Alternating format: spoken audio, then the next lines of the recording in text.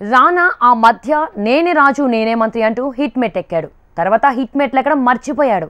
ఇప్పుడు మళ్ళీ తనని హిట్ మెట్ లెక్కించే పనిలో ఫ్లాప్ డైరెక్టర్ తేజ బిజీ అయ్యాడు. ఈ కాంబినేషన్కి రీజన్ ఏదైనా పాత ఎమోషన్ క్యారీ అవుతుందా?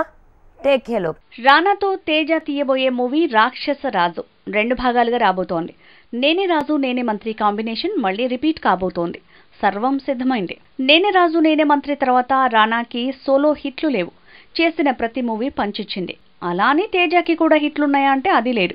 తనకి వరుసగా ఫ్లాప్లే. అందుకే పాత కాంబో రిపీట్ కాబోతోంది. రీసెంట్గా అహింస అంటూ తేజ చేసిన ప్రయోగం వికటించింది. అంతకుముందు సీత అంటూ తీసిన సినిమా కూడా డిజాస్టర్గా నిలిచింది. సో తేజకి కూడా అర్జెంటుగా హిట్ కావాలి. రానాకి కూడా హిట్ మెట్టెక్కే అవకాశం రావాలి. అందుకే హిట్ కాంబినేషన్కి కాలం కలిసొచ్చినట్టుంది. అరణ్య, 1945, విరాట పర్వం ఇవన్నీ ఫ్లాప్లే. నటుడిగా రానాకు పేరొచ్చిన హిట్లు మాత్రం రాలేదు. కాబట్టే తనని హిట్టు మెట్టెక్కించే బాధ్యతను తీసుకున్నాడు తేజ. విచిత్రం ఏంటంటే ఇప్పుడు రానాని హిట్టు మెట్టెక్కించడమే కాదు, తను కూడా హిట్టు మెట్టెక్కాల్సిన అవసరం వచ్చింది. లేదంటే అడ్రస్సే గల్లంతయ్యేలా ఉంది. నిజానికి నేనే రాజు నేనే మంత్రి తర్వాత రానాకి భీమ్లా నాయక్ లాంటి మూవీతో హిట్ వచ్చింది. కానీ ఇందులో రానా హీరో కాదు. ఇది సోలో హీరో మూవీ కానే కాదు. కాబట్టి సోలోగా దుమ్ము దులిపే ప్రయత్నంలో ఉన్నాడు రానా.